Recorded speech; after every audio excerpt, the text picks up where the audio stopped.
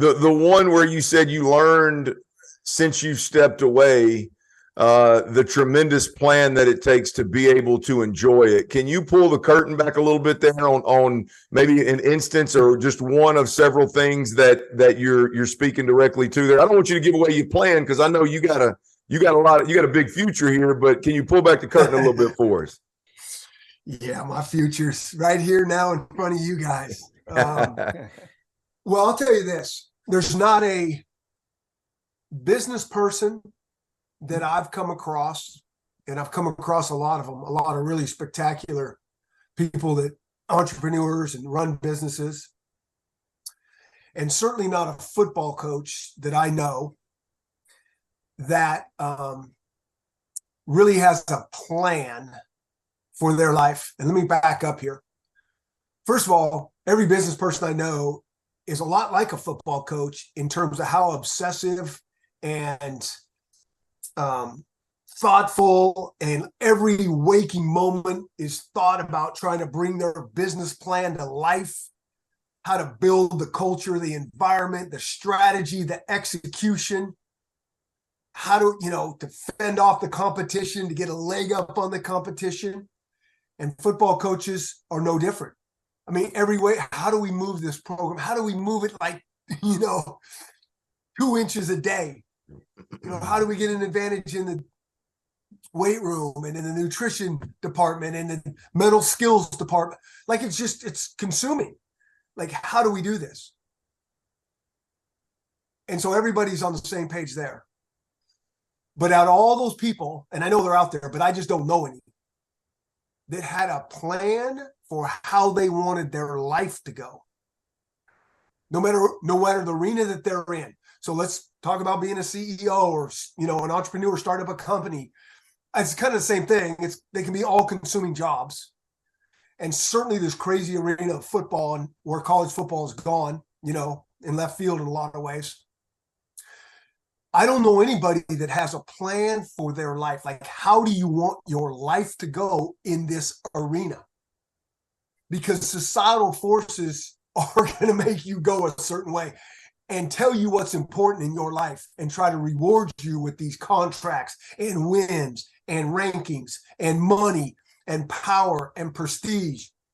And none of that in the long game is going to be fulfilling and rewarding. That's not what we're after at the end of the day. But in that arena, that's all that really matters. And that's what you're going to be rewarded for. So if you don't back up and say, wait a minute here, and I know a lot of this sounds cliches, but this is why I stepped out, because I couldn't make sense of this. I had the most beautiful job in the world that I worked my whole life to be at the University of Washington. Wonderful university, aligned with the administration, the kids that we worked so hard to get in that locker room, awesome kids. And I'm not enjoying this. And I'm frustrated with this thing. Like, what's wrong with me? Like, I couldn't make sense of it. So since stepping away, I've made a lot of sense of it. And I've talked to 1,000 coaches and business leaders and been able to kind of put some of this. And this is one of the things. It's like, who's got a plan? Like, who has a purpose? What's the purpose, for you coaching? Not just to win a bunch of games. I get that. That's the goal, or even to make a bunch of money. That can't be the purpose. That's maybe part of one of your goals. Right. Like, that stuff is short-lived. And so what is the purpose of your life? Why are you working in this arena? And then what are the values that you want to live through? And then the principles or the anchors of your program or of your life that you want to live by. Like, who gives thought to that and puts that down like on a sheet of paper like it's a game plan, right? I couldn't even go into a stadium without a game plan as a football coach. You guys can relate. I think there's some other sports that you probably could. Mike Leach might have been able to, because he's got that system, that air raid, and he's got his little tiny game plan. And I'm like, that is so beautiful. Why can't I have a system like that? My system is like this, like pages and pages. But I couldn't go into a game without game planning and having a game plan, right? None of us could. I mean, it'd be like going in there naked. Well, how about putting that down for your life? Like, what is your purpose? What are your values? What are the roles in your life that the behaviors that you really want to do as a dad, as a husband, as a leader, as a mentor, as a friend, as a brother, as a, sister, whatever. Like that was an aha. It's like, how could I not have a game plan for my life? And I'll tell you, I dabbled in some of this stuff.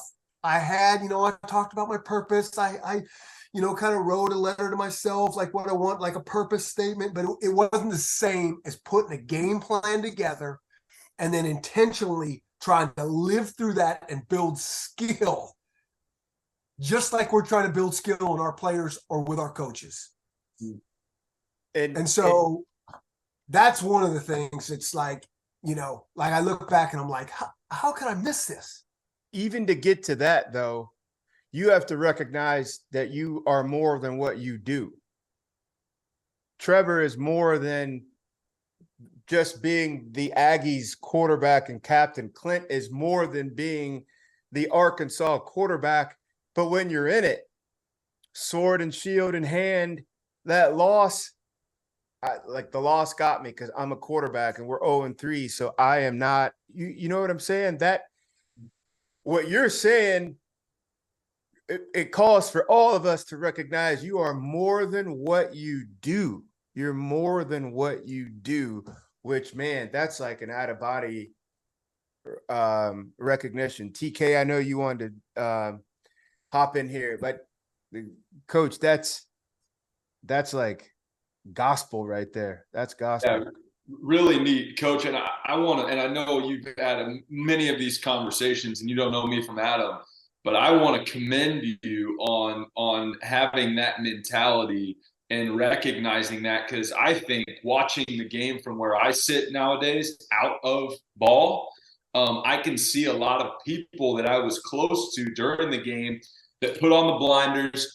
In the coaching world, they're a QC, so they're going to go put scout team cards together all night long just so they can get a position job, and you work your way up, and before you know it, you're sitting there, and to the outside world, it looks like you met all of your goals and you're a rock star and everything's great, but internally, at least some of the guys that I know, they haven't found that purpose. So I want to ask you this. I'm going to kind of go against that. You mentioned purpose. Looking back on your coaching career, which was absolutely phenomenal, I would love to hear on the positive side of things, what were some of those nuggets that you look back on and you're like, man, that was amazing. That was cool. I really enjoyed that. I'm glad I did that. Some of those memories.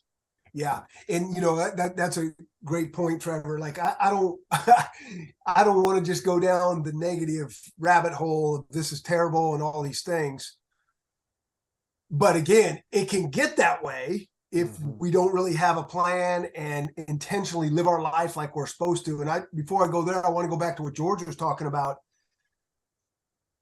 Like, it should always be person greater than whatever, player, person greater than coach, person greater than CEO.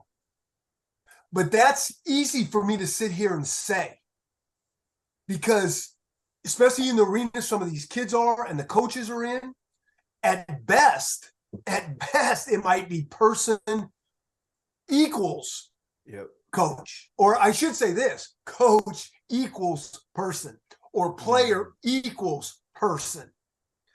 And in a lot of people's minds, this arena and the love and admiration that they've gotten for years, and some of these kids in high school even, and now they're in this arena, it's really like player greater than person.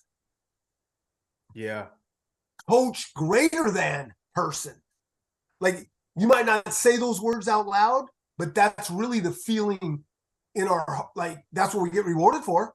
Right. That's where all the reinforcement comes. So it's very easy to have your identity completely tied into what you do, not who you are.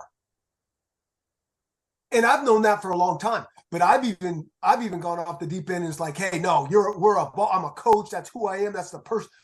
That you are going down a dark path with that type of thinking.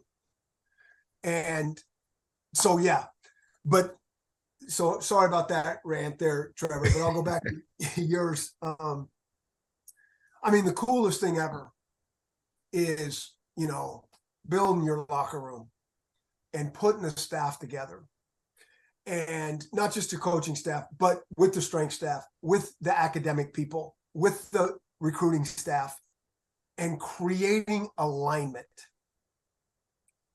That's probably the number one thing that I just see in, teams, and certainly teams that are off. It's just the alignment is not there. And it's very hard to do.